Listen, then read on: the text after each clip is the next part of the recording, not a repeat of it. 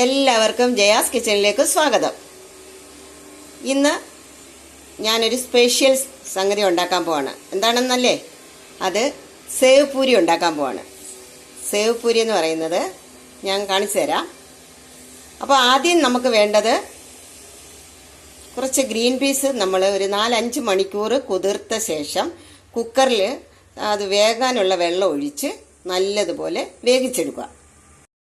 Green peas ഞാൻ കുക്കറിലേക്ക് മാറ്റിയിട്ടുണ്ട്. അപ്പോൾ അത് വേകാനുള്ള വെള്ളം ഒഴിച്ചു കൊടുത്തൊരു 5 വിസിൽ വരെ നമ്മൾ വേവിക്കണം.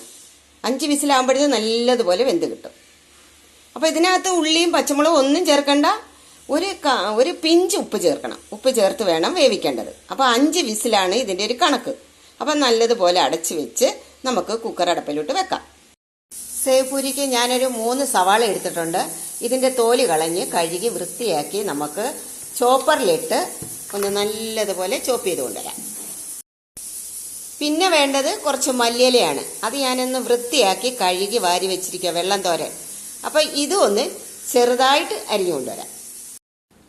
എടുത്തു വെച്ച സവാള ഞാൻ ചോപ്പ് ചെയ്ത് വെച്ചിട്ടുണ്ട്. സേവ് പൂരിയുടെ ഗ്രീൻ പീസ് ഞാൻ വേവിച്ചെടുത്തു. ഇതാണ് അതിൻ്റെ പരുവം. അപ്പം 5 വിസിൽ വന്നു കഴിഞ്ഞാൽ ഇതേമാതിരി നമുക്ക് വെന്ത് കുറുകി കിട്ടും. സേവ് പൂരിക്ക് വേണ്ട ഇൻഗ്രീഡിയൻസ് എന്തൊക്കെയാണെന്ന് നോക്കാം. ചാറ്റ് മസാല വേണം, പിന്നെ പഞ്ചസാര വേണം, നല്ല ജീരകത്തിൻ്റെ പൊടി വേണം, ഒരു നാരങ്ങയുടെ നീര് വേണം, പിന്നെ വേണ്ടത് പിഴിപുളിയുടെ നീര്, അതായത് വെള്ളത്തിലിട്ട് നമ്മൾ പിഴിഞ്ഞെടുത്ത് അരിച്ച് വെച്ചിരിക്കുക. അപ്പോൾ ഇതിനകത്തുനിന്ന് 3 ടേബിൾ സ്പൂൺ പിഴിപുളിയുടെ ചാറെടുക്കണം. പിന്നെ വേണ്ടത് ചോപ്പ് ചെയ്ത് വെച്ചിരിക്കുന്ന സവാള, അതേപോലെ തന്നെ ചോപ്പ് ചെയ്ത് വെച്ചിരിക്കുന്ന മല്ലിയില. അപ്പോൾ ഇതെങ്ങനെയാണ് നമ്മൾ തയ്യാർ ചെയ്യുന്നതെന്ന് നോക്കാം.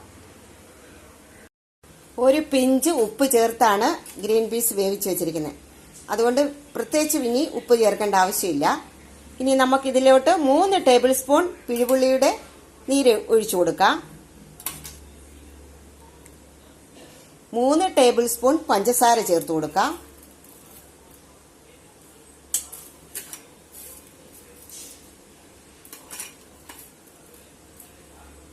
അതേപോലെ തന്നെ 1 ടേബിൾ സ്പൂൺ ജീരകത്തിന്റെ പൊടി ചേർക്കണം. ഇനി നമുക്ക് ഈ ചാറ്റ് മസാല 1 ടേബിൾ സ്പൂൺ ഇട്ട് കൊടുക്കാം.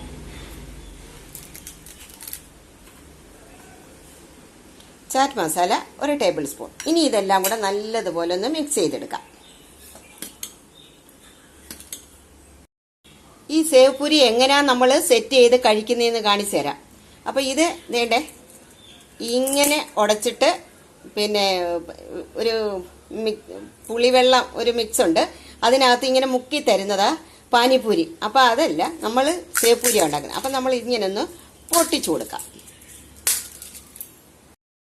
അപ്പോൾ പൂരി നമ്മൾ പൊട്ടിച്ചിട്ട് കൊടുത്ത് ഇനി അതിൻ്റെ മേളിലോട്ട് നമുക്ക് ഈ ഗ്രീൻ പീസ് വേവിച്ച മിക്സ് അങ്ങോട്ട് ഇട്ട് കൊടുക്കാം. എന്നിട്ട് നമ്മൾ ഇതിൻ്റെ പുറത്തോട്ട് ഈ സേവ് അങ്ങോട്ട് ഇട്ട് കൊടുക്കണം.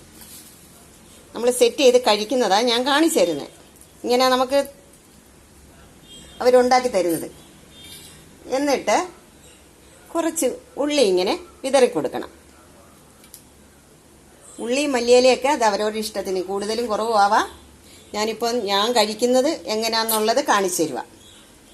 ഞാനിങ്ങനെ എൻ്റെ വീട്ടിലുണ്ടാക്കി എൻ്റെ ഹസ്ബൻഡിനും മോനും ഒക്കെ കൊടുക്കുന്നത്. ഇനി കുറച്ച് മല്ലിയില വിതറി കൊടുക്കാം.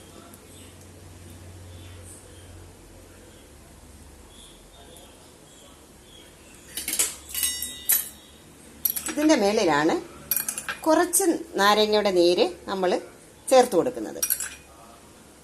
ഒരു നല്ല ഫ്ലേവറും രുചിയുമാണ് കേട്ടോ. അപ്പോൾ ഇതാണ് സേവ് പൂരിയുടെ സെറ്റിംഗ്. അപ്പം നമ്മളിങ്ങനെ കുറേശ്ശെ എടുത്ത് അങ്ങോട്ട് കഴിച്ചാൽ മതി. അപ്പം ഇതിങ്ങനെ അങ്ങോട്ട് ചേർത്ത് വെച്ച് ഇങ്ങനെ അങ്ങോട്ട് കഴിക്കണം.